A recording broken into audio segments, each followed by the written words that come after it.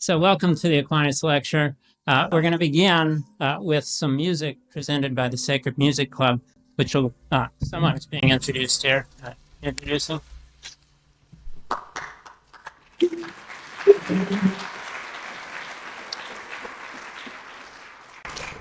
Thank you, Dr. Jensen. We are the Sacred Music Club of the University of St. Thomas.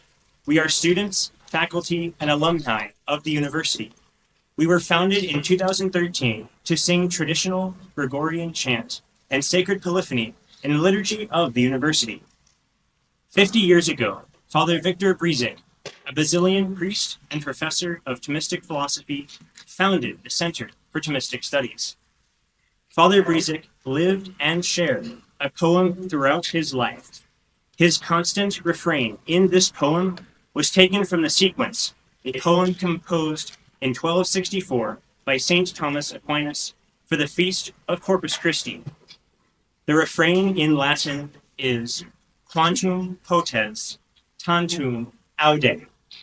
In English, it is do courageously all the good you can.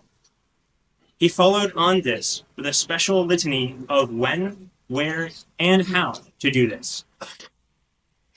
Do courageously all the good you can, by all the means you can, by all the ways you can, in all the places you can, at all the times you can, to all the people you can, as long as ever you can. We are privileged to be here on this occasion to sing his words in a special original musical composition in commemoration of Father Brizik.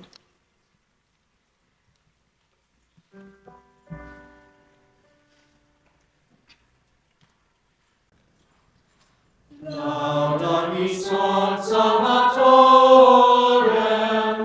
lauda dulcem pastorem, illi mixet canticis. Quantum potestasum laude, via maiorum laude, non laude sufficiis. Do with courage all the things you can, in every way you are able. Quantum potestatum laude, via maiorum laude, non laude sufficiis. In every place you can, to the people you save as long as you live. Quantum potestatum laude, via maiorum laude, non laude sufficiis.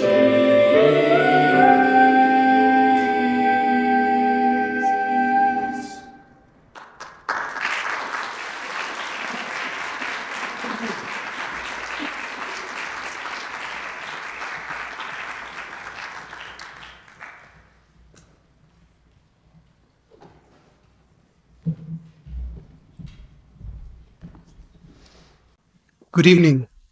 It is a great joy for all of us, to receive you here at the University of St. Thomas. My name is Dr. Max Bonilla. I'm the Interim Vice President for Academic Affairs. For me personally, it's a wonderful experience to join tonight. I was a student here at the university back in the 80s, and later a professor. And now I'm the Vice President for Academic Affairs. So it's the third time that I get to return to my alma mater, and it's wonderful, especially because the Center for Thomistic Studies, though I was not a student in it, has always had a very special place in my heart. The center has done great work. It's I have from personal experience that is well known even in Rome, where it is often recommended to students. So it's great to have the opportunity to welcome you tonight on behalf of the university to this important lecture. And we have of course, a very distinguished speaker tonight. To introduce him, I would like to invite the director of the center, Dr. Stephen Jensen. And before he comes, I'd like to say a few words about him. Stephen J. Jensen is the current director of the Center for Thomistic Studies, holds the Bishop Wendelin J. Nolt Chair in Graduate Philosophy at the university, where he has taught philosophy since 2007.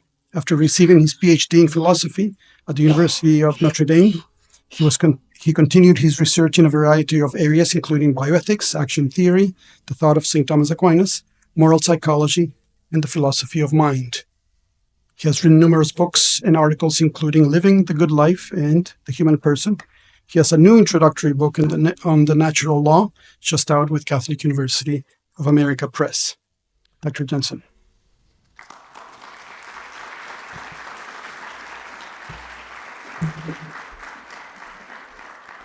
Thank you, Dr. Mania.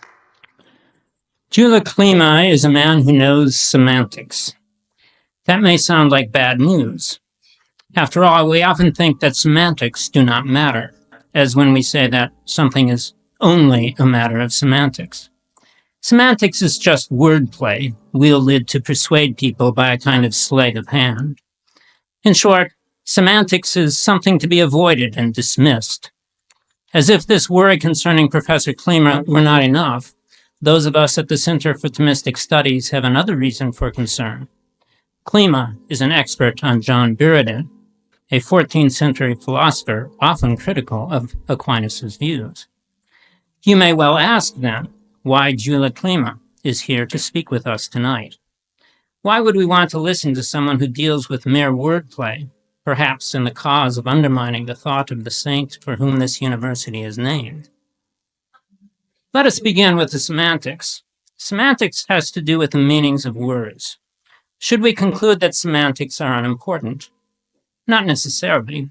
In the popular meaning, an individual uses semantics to create a distinction that has nothing to do with reality. Suppose, for instance, that two people disagree whether a chess-playing computer can think. After a heated dispute, they eventually realize that they have two different definitions of what it means to think. When the first person speaks of thinking, he refers to any behavior that seems to achieve some goal, such as moving pieces on a chessboard. By this definition, even a thermostat thinks, for it achieves the goal of maintaining a comfortable temperature. When the second person speaks of thinking, he refers to an internal state of awareness, such as that awareness by which a person knows the rules of chess. It turns out that the two individuals did not really disagree about whether the computer can think, for they both agree that the computer can move pieces on a chessboard to achieve the goal of winning, and they also both agree that the computer, in its complex execution of circuitry, is not aware of anything. In the end, we might say their disagreement was all a matter of semantics. It didn't concern reality at all. We should not conclude that semantics are unimportant. After all, only by better understanding the meanings of words do the two individuals come to recognize what they agree upon. Consider another example. In this case, the two individuals both agree that the computer can think. The first person, however, means only that the computer can execute certain circuitry to achieve a goal. In contrast, the second person means that the computer can have awareness, just as you and I do. The two individuals think they agree, but in fact they do not. Semantics might help them recognize the difference. Words are important because they connect us with reality. To say that something is merely a matter of semantics suggests that words are disconnected from reality. In fact, they are intimately connected with reality. Indeed, they are our doorway to reality. Klima uses semantics precisely to get at reality. He recognizes that words are not mere words. He recognizes that every word says something about reality. When Klima speaks about semantics, then, he speaks about reality. The way we think, and hence the way we speak, is shaped by the realities we perceive. Klima never engages in mere semantics. Rather, he delves deeply into reality. Should we nevertheless flee this lecture because of our other concern, that is, because Klima spends his time cavorting with the enemies of Aquinas? Let me allay this fear as well. Gyula Klima reads Buridan in many ways, in as many ways friendly toward a Thomistic conception of reality. Furthermore, he is not only an expert on Buridan, he is an expert on Aquinas as well. Indeed, he is a Thomistic expert concerning the very topic we are all eager to hear about tonight, human minds and human souls. With great joy, then, we initiate Gyula Klima into the Order of St. Thomas, which the Center for Thomistic Studies began in its 25th year. This honor is awarded to persons who have testified in their writings, teaching, philanthropy, or way of life what the magisterium of the Catholic Church describes as the incomparable value of the philosophy of St. Thomas.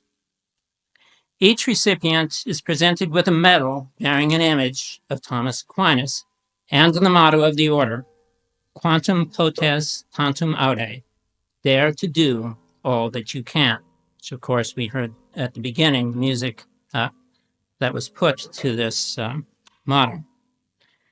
In making this award, we honor Professor Klima, in which he uses the thought of Aquinas to address many contemporary pressing issues, such as the topic for his talk this evening, what we can learn from Aquinas about artificial intelligence. Professor Klima, please come forward to receive the medal for the Order of St. Thomas.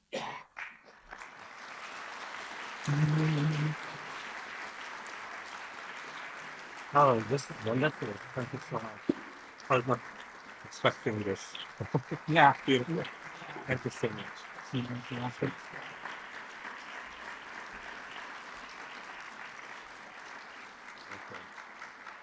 So please join me in welcoming Professor Gyula Klima, Professor of Philosophy at Fordham University. Thank you.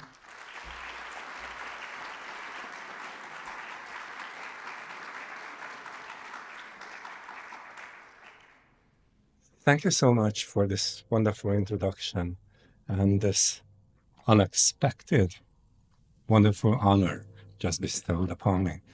I will wear it with pride and with honor. No, it's really wonderful. Thank you so much.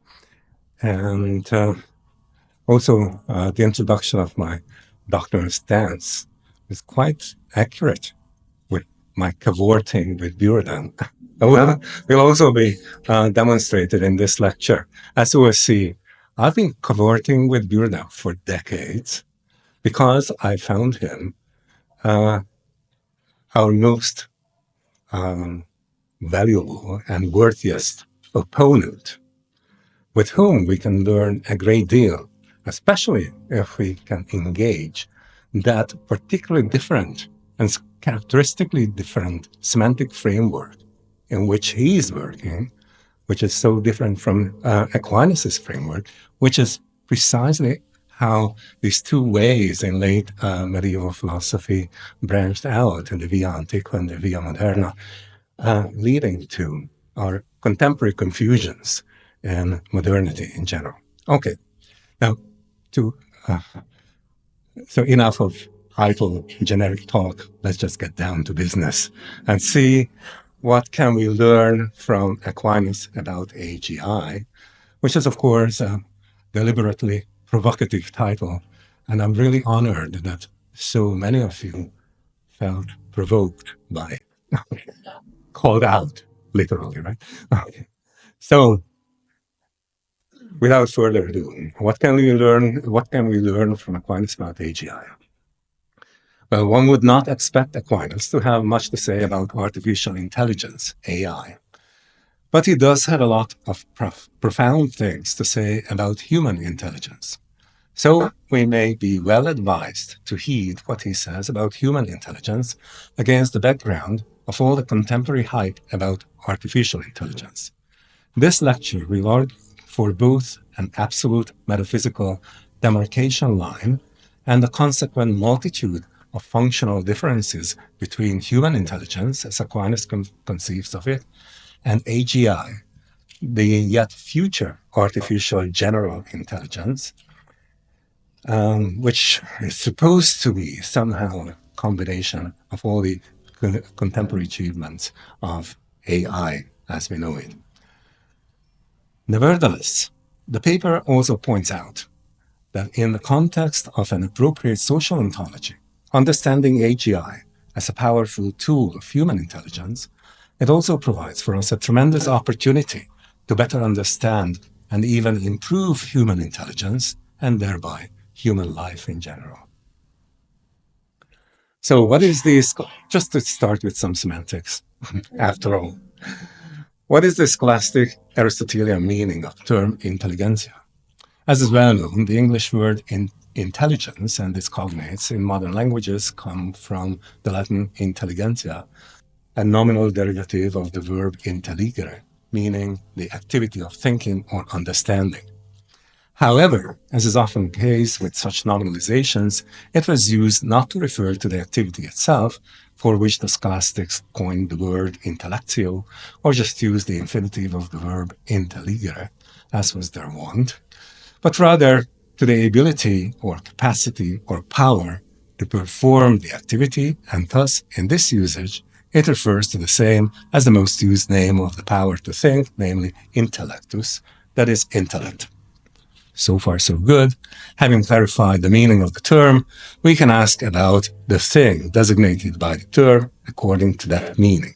What is that power? That is, the power to think.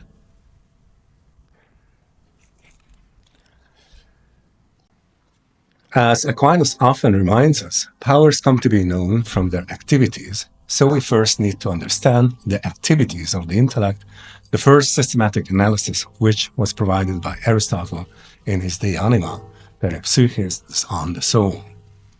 There, Aristotle distinguished three activities or operations, namely simple apprehension, judgment formation, and reasoning. From our current point of view, the most crucial is the first operation because the other two are derivative, riding on the first, as it were. After all, to form reasonings, we first must form judgments or propositions to serve as the premises and conclusions of our reasonings.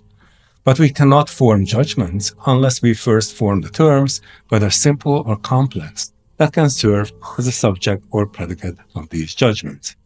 However, we can form complex terms only once we have formed simple terms, that is, the terms that do not contain other terms as their components. So all intellectual operations must start with the formation of simple terms, which in the mind are referred to as simple concepts.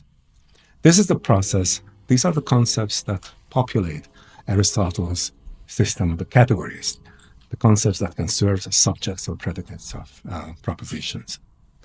Now, this is the process, this formation of simple concepts, the process of simple apprehension, or in scholastic terms, indivisibilium intelligentia.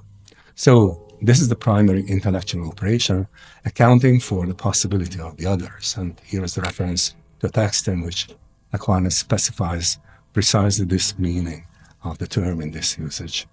Now, disregarding another usage in which intelligentsia would refer to separate substances, that is, angels, etc., etc. So in this particular usage, it means just the intellect. Now, what is this process of simple apprehension or primary concept formation? For Aristotle, this is the primarily distinctive operation of the human intellect, insofar as this is the one that produces the characteristically intellectual cognitive representations of external reality, namely universal representations, which the purely sensory powers of even the most advanced brute animals are incapable of producing. The deep-seated metaphysical reason for this, Aristotle and Aquinas argue, is the immateriality of the human intellect, which brute animals animals do not and cannot have, for this is a distinctively human power, constituting the specific difference of our species, namely rationality, primarily rooted in the rational power of the human intellect on the cognitive side, and free will, the power to choose, on the practical side of a specifically human form of life. In any case, it is this specifically human cognitive function that Aquinas' most intriguing argument for the immateriality of the intellect is based on. So what is this argument, and how can we spell it out to give it its full force on our minds too? So here is the text from the second book of Aquinas' commentary on Peter Lambert's sentences. Aristotle shows that the intellect has an act of being separate from matter, not dependent on the body. And for this reason, it is not said to be an act of the body, and Avicenna calls it a form not submerged in matter, and in the Liber de Causas, it is called a form not brought down on the body. So it is a form that is not informing matter, but how does this go is a further issue. And the middle term for demonstrating this is taken from its operation, so the immateriality of this power.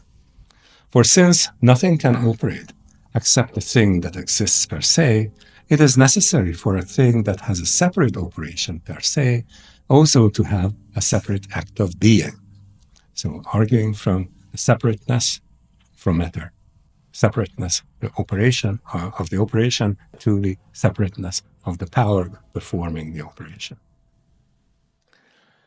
And this is clear. But the operation of the intellect belongs to it separately, so that it does not communicate in this operation with a bodily organ. And this is clear for three reasons. First, because this operation covers all corporeal forms as its objects.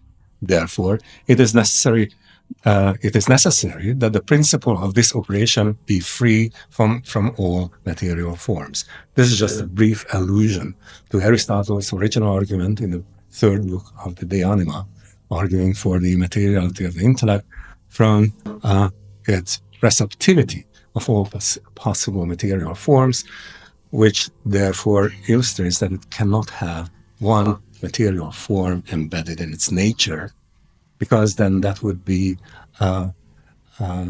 something that inhibits the reception of all other material forms. Just like if the pupil of the eye were colored, then it would only see that color. It would not be receptive of all other colors. So that is just a brief indication of the argument there, which is the first argument Aquinas alludes to briefly here. Second, this is the argument that we are going to deal with in detail. Second, because understanding concerns universals, whereas in a corporeal organ, only individuated intentions can be received. It is this particular argument that I'm going to spell out with reference to other works of Aquinas as well. This is, again, just a brief allusion from the universality of the representation or the mode of representation of the intellect. Okay. Third, because the intellect understands itself, but this does not occur in a power whose operation is performed by means of a corporeal organ. This is a famous reflectivity argument I'm also going to put aside for now. Thérèse Corey at Notre Dame has done beautiful work on this particular form of argument. If anybody is interested, I will direct them to her. Okay. Now, here's the main syllogism teased out from the text. First premise: whatever has an operation separate from matter has an act of being separate from matter. Minor: the intellect has an operation separate from matter, therefore the intellect has an act of being separate from matter. In the first premise, any act separate from matter, whether it is an operation, a secondary act, or an act of being, a primary act, is an act that does not actualize matter, as opposed to acts that do, such as an act of sight or the act of being or the act of being of the power to see, which are clearly the acts of the eyes, optical nerves, and the optical cortex, right? So these are activities. An act of sight is something that is an activity of a bodily organ, so it informs matter. And also the power that performs this operation is immersed in matter, as it were, because it is the actuality of these visual organs. Now, the three auxiliary arguments Aquinas is briefly alluding to in the text are meant to prove the minor premise of this argument. In this lecture, I'm only going to deal with the second of these arguments, which concerns the universality of the immediate objects of this operation, insofar as this operation targets individualized material natures by means of universal concepts formed from the primary universal representations, the intelligible species, which the agent intellect, intellectus agens, or Aristotle's nous poeticus, abstracts from their individuating conditions. Now, here is a brief summary diagram that is supposed to illustrate these ideas very concisely presented in this in the previous very long sentence. Okay, so anyone who knows my article in the Stanford Encyclopedia of Philosophy on the medieval problem of universals, we recognize this as an upgraded form of the same diagram that occurs there. This is illustrating primarily the semantic relations between a common term, one that can function as the subject or predicate in a categorical affirmative or negative sentence, such a common term that would occur in any of the 10 Aristotelian categories. And its semantic relations are indicated by the downward black arrows, supposition, signification, and actually it starts with subordination. Subordination is resulting from an act of imposition when we give a name to something. If I utter the word, or what sounds like a word, Beatrix, or even blithering, you have no idea what I'm talking about, right? And that's deliberate. These are actually meaningless utterances provided by medieval logicians, such as this is coming from Blither is coming from Boethius. I think Beatrix is coming from William Sherwood. So in any case, these are just illustrations that we can form articulate utterances that may sound like words, but they are not words because they are not related to any mental acts whereby we cognize or recognize something. On the other hand, if I say, let me call this Beatrix, and we can agree on that convention, you will all understand that I'm talking into the Beatrix, right? So this is an act of imposition. And there are also all sorts of different ways of introducing new words into language. Just think about the word Google, which came into being quite recently and almost immediately became also a verb, just to illustrate the malleability of the semantic functions of these utterances that gain these semantic functions by these acts of imposition that subordinate these utterances to our concepts, whereby we conceive of something. Okay, and so once this subordination happens, then the term acquires meaning, signification, and with that meaning in propositional context, it can refer to the things that somehow satisfy that meaning. So this is basically just an articulation of the Aristotelian semantic triangle that he first outlined in his Perihermeneios. But this articulation is directly inspired by Aquinas' ideas, together with the cognitive psychology, the cognitive psychological process that underlies these semantic relations. So this process of cognitive cognition, so the cognition and recognition of things by our conscious minds is illustrated by these gray arrows moving from singular individual substances, material substances that affect our senses, the external senses, sight, hearing, etc. The information streaming in through these external senses is further processed by the internal senses, such as common sense, imagination, sensory memory, etc. Eventually, the vis cogitativa. We need not get into those further details, which constitute, provide, and store in the intellectual memory the phantasms, the singular representations of singular. So their representational content is also singular. Like the way you remember and recall the face of your mom or your uncle, etc. So these individual representations are the phantasms, and these form a huge database for the further operation of the agent intellect on these phantasms, in which the agent intellect filters out, as it were, or X-rays, if you will, from this huge database of singular information, the common features, common essential features of these individuals, allowing this universally representing information deposited in the potential intellect in the form of so-called intelligible species. These are the first generally universal representations in the intellect.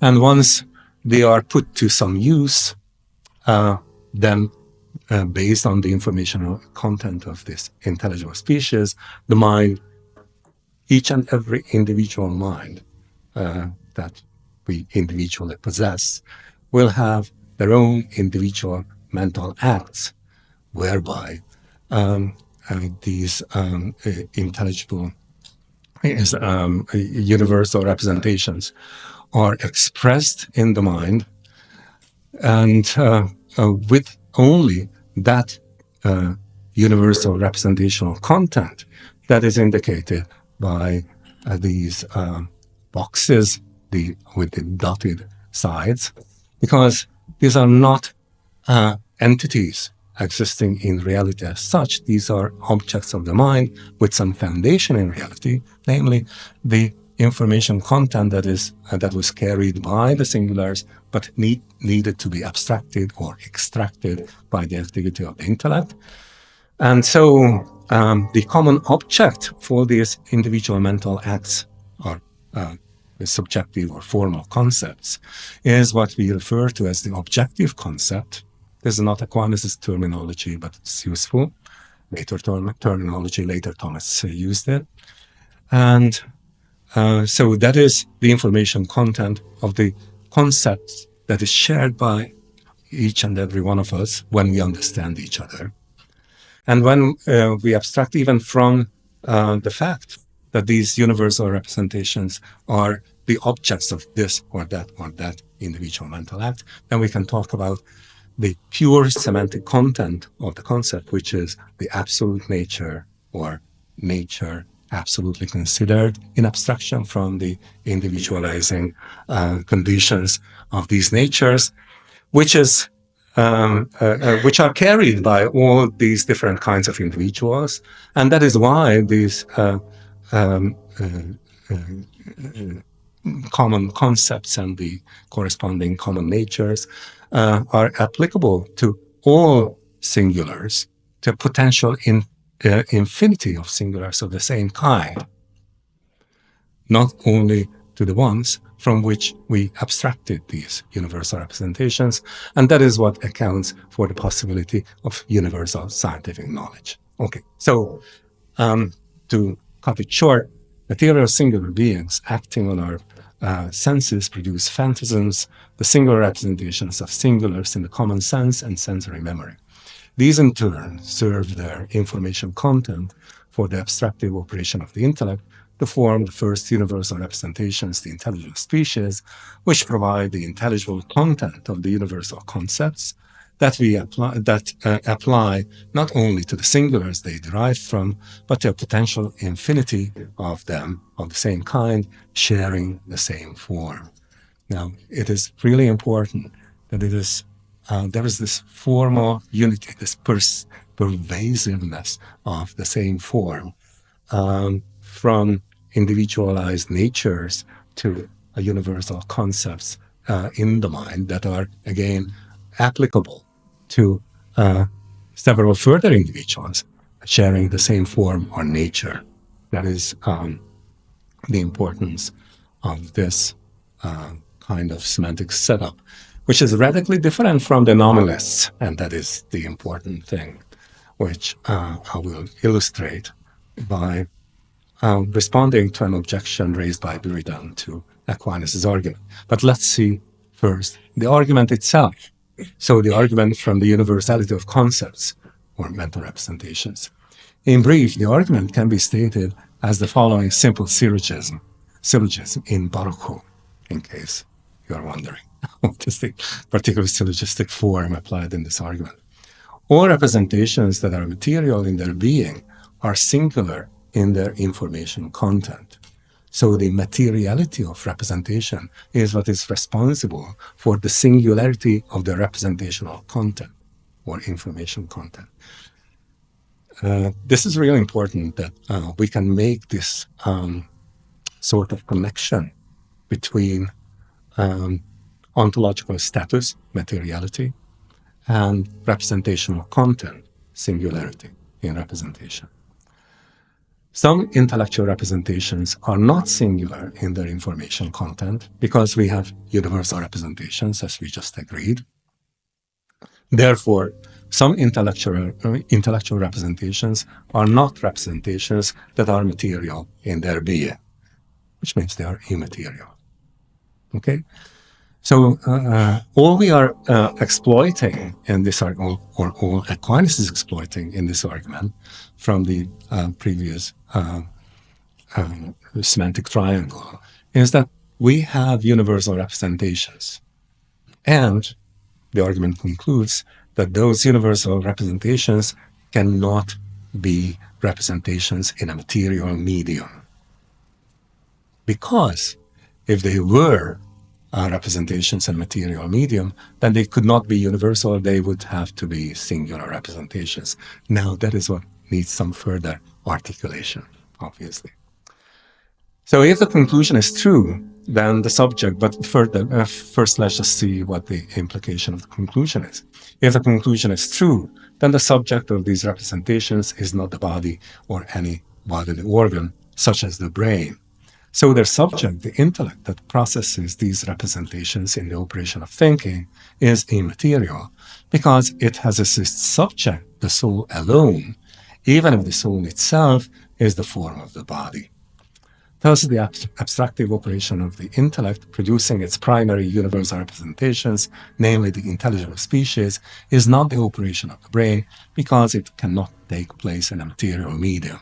So we are not thinking with our brains merely provide the database for the operations, the immaterial operations of the immaterial intellect. That is the force of the argument. And let's see if it really works. Now, in order to argue for this, we need to deal with an important objection coming from John Buridan, who might, and actually did, ask, just why couldn't this sort of abstraction be realized in some material medium, say the brain, as the processor of incoming sensory information? After all, even brute animals react to singulars indifferently, in a universal manner. A thirsty horse would drink just any bucket of water to quench its thirst. There is no designated bucket of water that only that could satisfy the thirst of the thirsty horse. So, just any bucket of water, he would drink just any bucket of water to quench his thirst. So in his brain, there must be some universal representation of water to drive this universal indifferent appetite. Well, here's a realist reply then. Distinguishing between mere indifference and genuine universality. And this is a link to a paper which was but I don't want to click it because it may just ruin the PowerPoint presentation. But I'm going to share the PowerPoint, and anyone who is interested in should feel free to click through to the paper that makes this distinction even more clearly and in a more articulate fashion. But here's the point. Buridan's objection to Aquinas' proof rests on an unjustifiable conflation between the mere indifference of singular representation obtained by the senses and true universality of representation. Well, this is actually a conflation that I blame not only Buridan or Occam, already even Scotus. Don't tell my friend Richard Cross or Giorgio Pini, but we are going to have to do this out entre nous. So, in any case, we need to make this distinction because the brain operating on phantasms, the singular representations of singulars, whatever their neurophysiological realization is, can render them more and more indifferent by stripping them of more and more explicit or implicit singularizing information, giving them the semblance of universal representations. Yet, by this simple process of mere loss of information, they are rendered just more and more non-distinctive, yet not genuinely universal. Take the snapshot of an egg.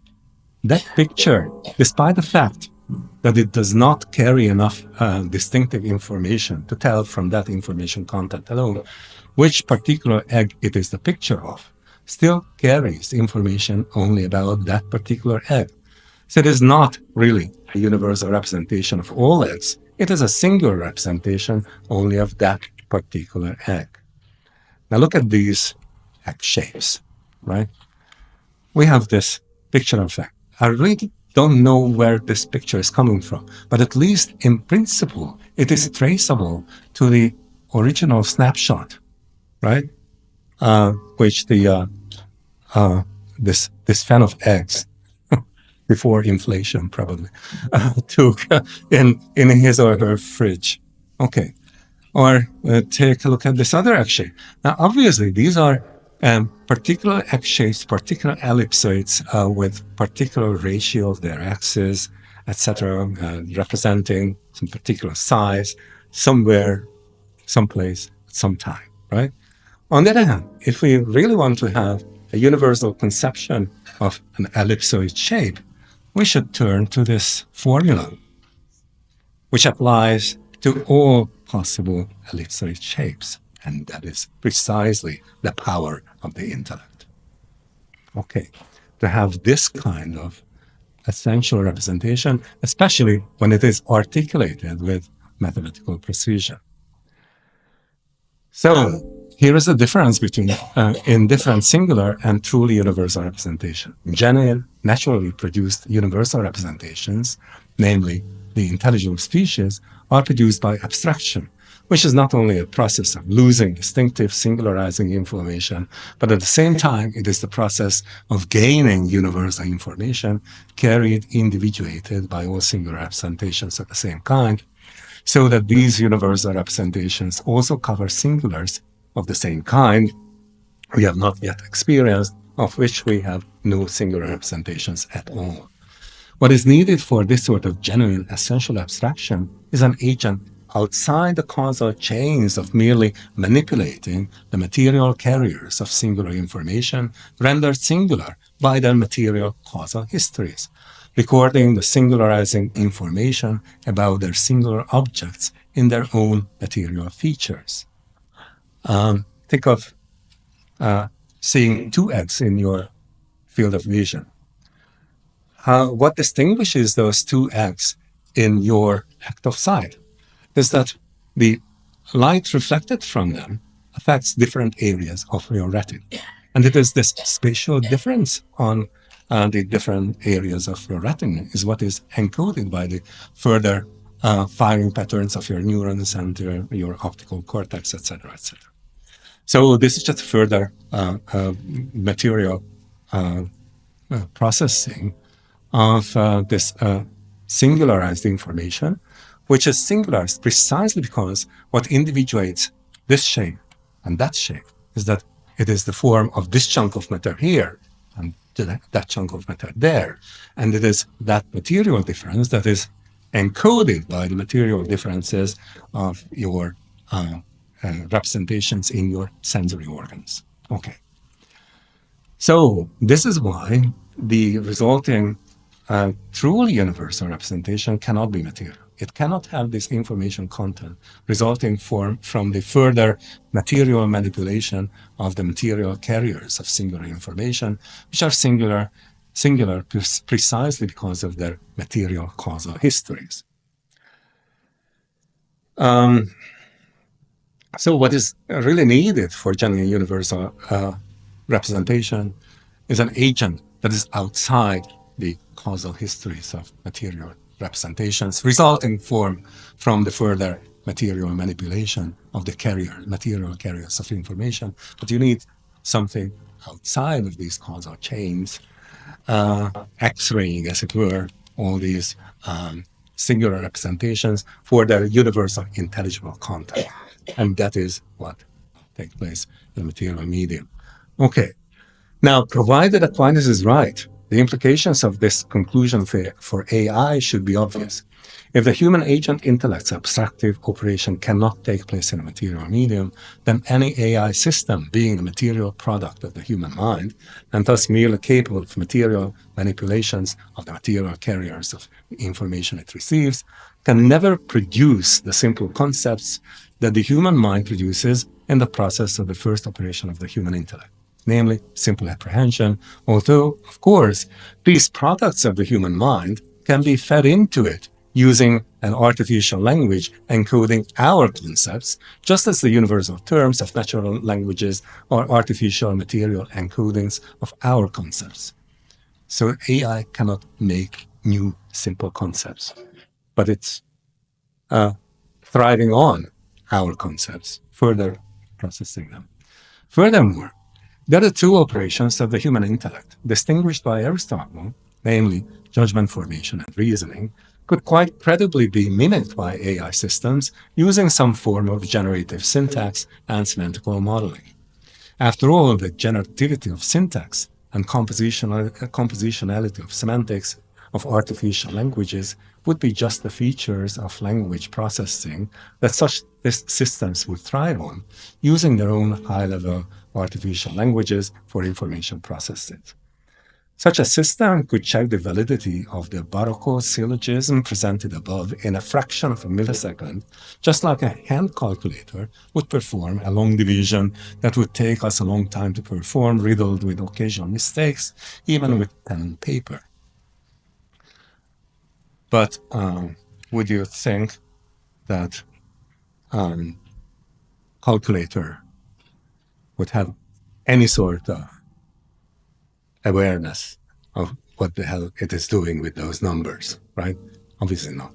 Now, to be sure, today's AI systems, mostly driven by the allure of the so-called infinite monkey theorem, according to which, given an infinite amount of time, even a monkey typing characters at random would eventually type out Shakespeare's works, even if fine-tuned by sophisticated probabilistic algorithms, so it would not be totally random, and would not even have a semblance of understanding the argument, why they would perform its validity checking not any more than a calculator has a semblance of understanding its own calculations.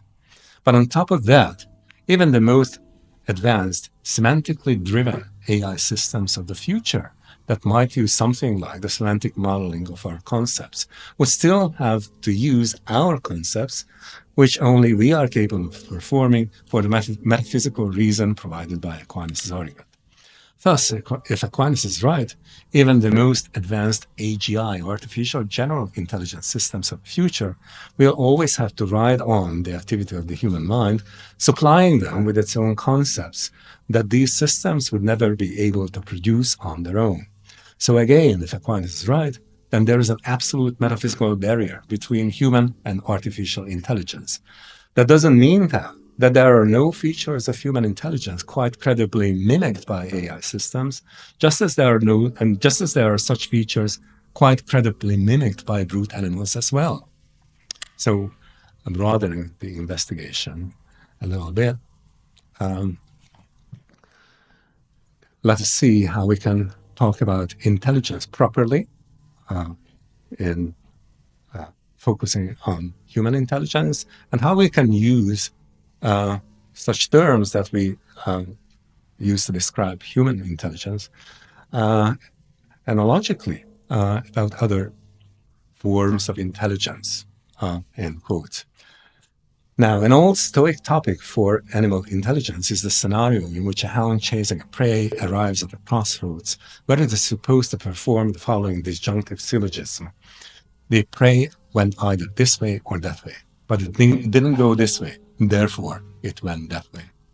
Now, despite its patina, this is the sort of anthropomorphizing of animal behavior that in its careless use can lead to serious misjudgments concerning the cognitive and other abilities of other life forms, whether natural or artificial, where of course one should use caution already in using the phrase artificial life form. If it is artificial, is it really truly alive? Okay, that's a further disputed question. But just as we cannot properly say that the meal on our plate is healthy in the same sense in which we are, unless, God forbid, we are eating something that is still alive and kicking, so we cannot say that the hound is syllogizing in the same sense as we are. So, fiduo faciunt idem, non est idem, right? It's important to keep in mind. And this is one step in the right direction, moving away from, as Wittgenstein once wittily remarked, if lions could speak, we would not understand them. And this is one step in the right direction, moving away from unchecked anthropomorphism. In fact, if Aquinas is right, then there is a good reason why animals cannot speak. Their cognition is non-propositional, since they lack the intellective concepts that would then be composed in judgments, performed reasonings, for the lack of the immaterial power of intellect performing all these functions.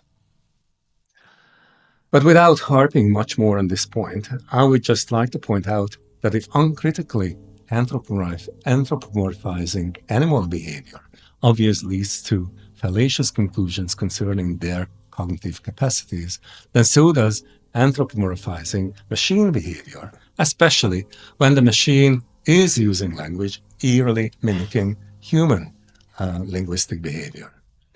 But there is an even more pernicious implication of the conflation of proper and analogical uses of psychological terms borrowed from the description of human cognitive behavior governed by human intelligence.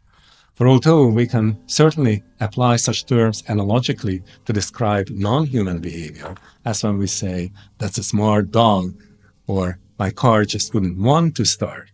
Really? Okay.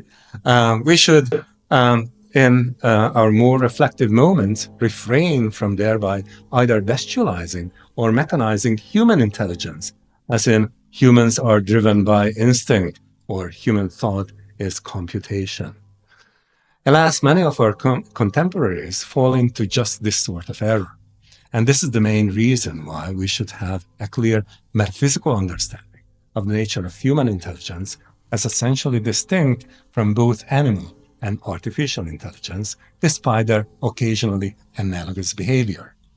But our best guides in this sort of investigation are precisely those Aristotelian scholastic thinkers, especially Aquinas, who in further developing Aristotle's functionalist approach to psychology also paid careful attention to the analogical uses of psychological terms in describing non-human, animal, angelic, or divine intelligences.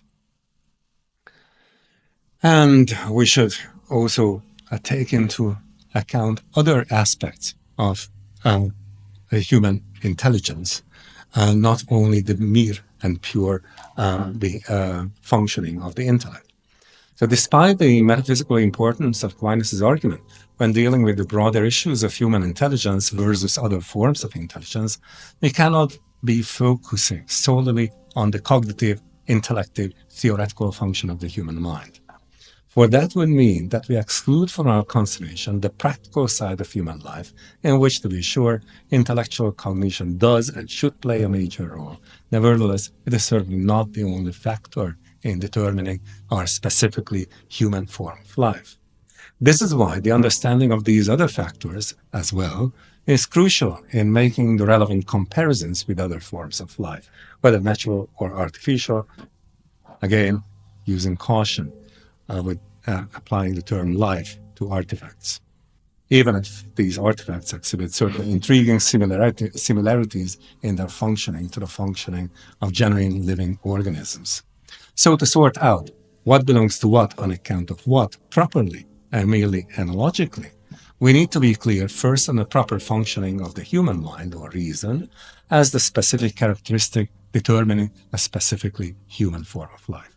It is only in possession of this understanding that we can appropriately address the comparisons with other similar analogous functions and powers in other subjects.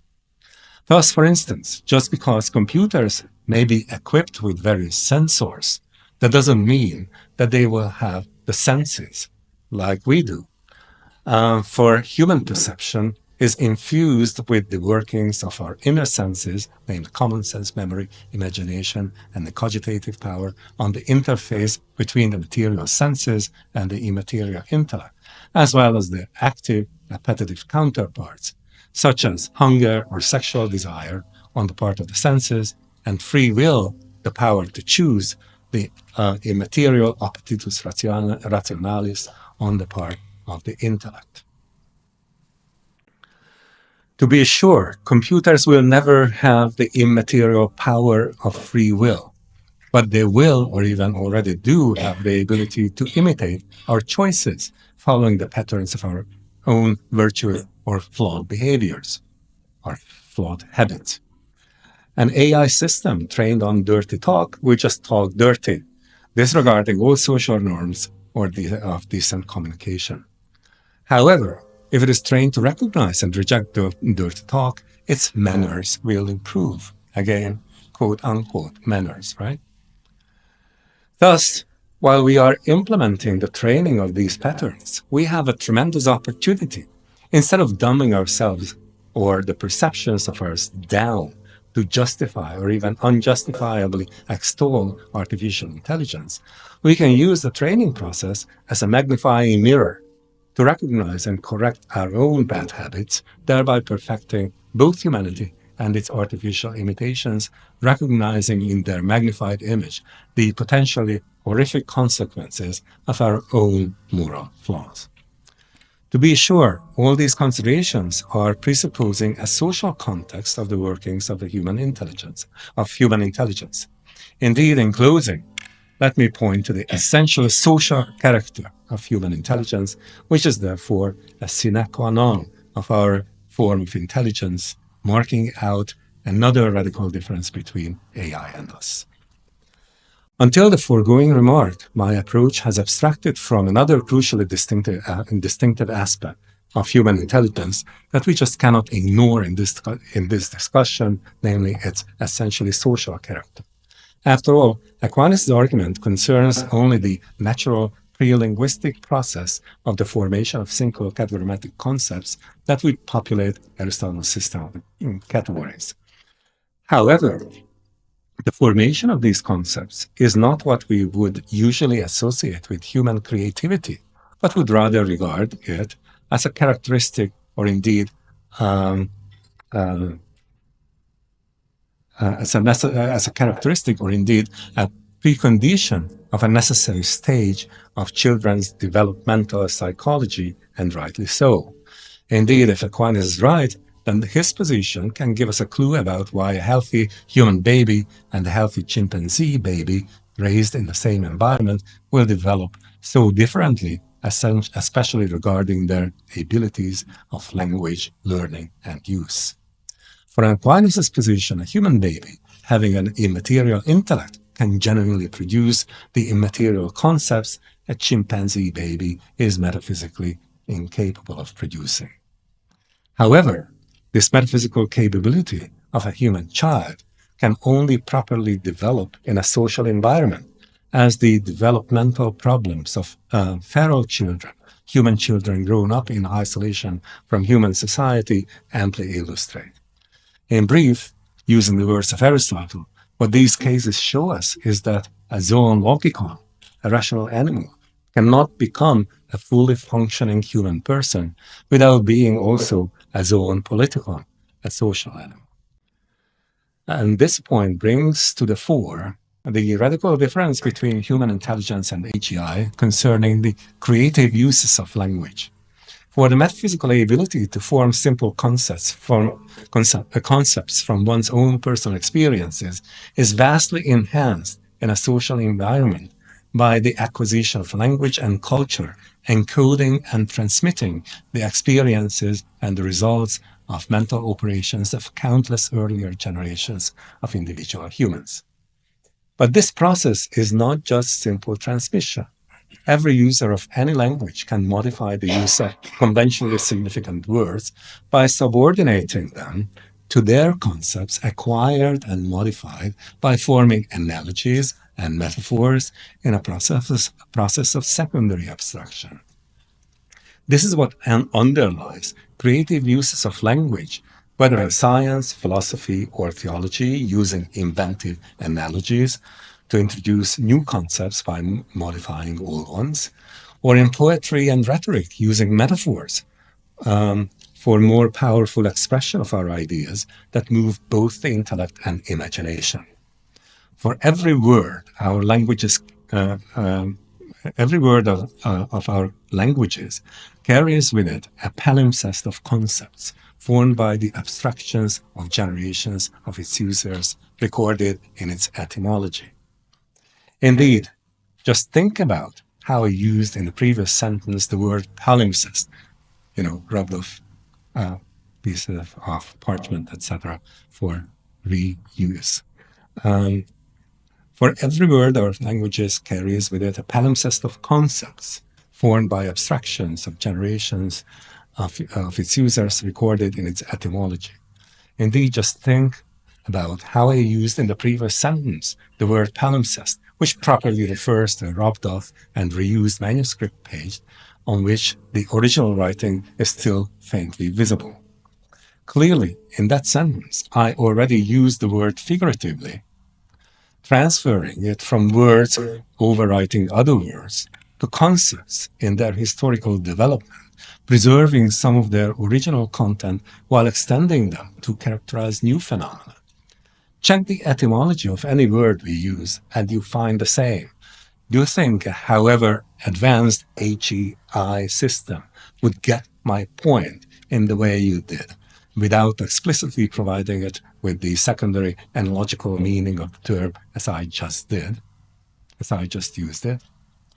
And here, these links are actually live links, but again, I don't want to ruin the PowerPoint page. But the underlying word point points to a link to the etymology of the word point, coming originally from the Latin word for pricking, right? Pungo, pungere, puncse, punctus, right? Punctum. So that is the and how this original idea of piercing or pricking is related to the idea of making a point is a fascinating conceptual story. Okay, so it's spelled out there. Again, spelling it out. There is no spelling when you spell out an idea, right? Okay, so every word we use is always extended in the context of use, gains a new meaning and activates creatively our minds. Okay, now, so here comes the conclusion that you have been all silently begging for. By this time, I understand. So if Aquinas is indeed right, then his immateriality thesis has far-reaching consequences even for contemporary AI research. Given that any computer we shall ever make will process information in its material medium, the inevitable conclusion is this: if Aquinas' main thesis is right, then all the information any AI machine processes can only be secondarily universal, riding on the universality of our primarily universal human concepts, which can be produced only in the immaterial medium of the human mind, and especially in a social context, as in this communication that we are having right now. Thus, an AI system will never be created in the way human intelligence is. An AI system will never form new concepts. It can only reprocess, perhaps much faster and never tiring, but those are other issues, the concepts produced by the genuinely creative because immaterial human intelligence. Thank you for your attention.